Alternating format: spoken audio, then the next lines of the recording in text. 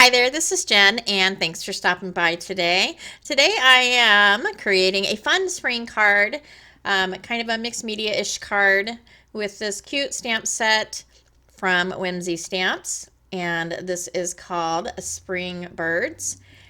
And I got some cardstock, or this parchment paper from Cardstock Warehouse, and so I thought I'd give it a try. You could probably use parchment paper that is used for baking. This is probably a little bit different than that, but I'm sure you could use them pretty much about the same. I'm going to go ahead and do some heat embossing on the back of this, and so this is going to be my background piece. So I used my embossing bag, and then I'm going to take this red rubber stamp from Whimsy, and it's called Messy Mesh, and it's one of my favorites. And I'm going to ink that up with some embossing ink, and then take that piece of parchment paper and set it on the stamp. And I'm not going for a solid image stamp. I am just doing a little bit of a few little spots. And then this will be white embossed, or with white embossing powder. And the heat didn't affect this paper tremendously. It is not a super thick paper. It didn't affect it tremendously, but it did warp it a little bit. But this is going to be the background, and it's going to have a frame piece over it, so that will hold it down pretty well. And then after I do that, I'm going to go ahead and take the Wendy Vecchi inks. I started out with a really light ink, and it didn't give me the look that I wanted. It didn't show up actually very well, and so I went to a darker ink, and I believe this is Bluebird from Wendy Vecchi. So this is going to be my background sky piece.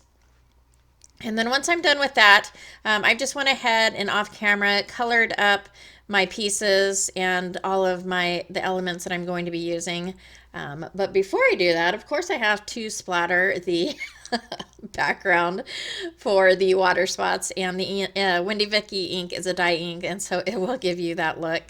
And so here's all my pieces. I created a frame, which will go on top. I created a little grass hill, and then the clouds and the sun, I also used the Messy Mesh rubber stamp to put a little bit of a design on those. And so I'm just going to go ahead and put this together. This is a super quick and easy card to do.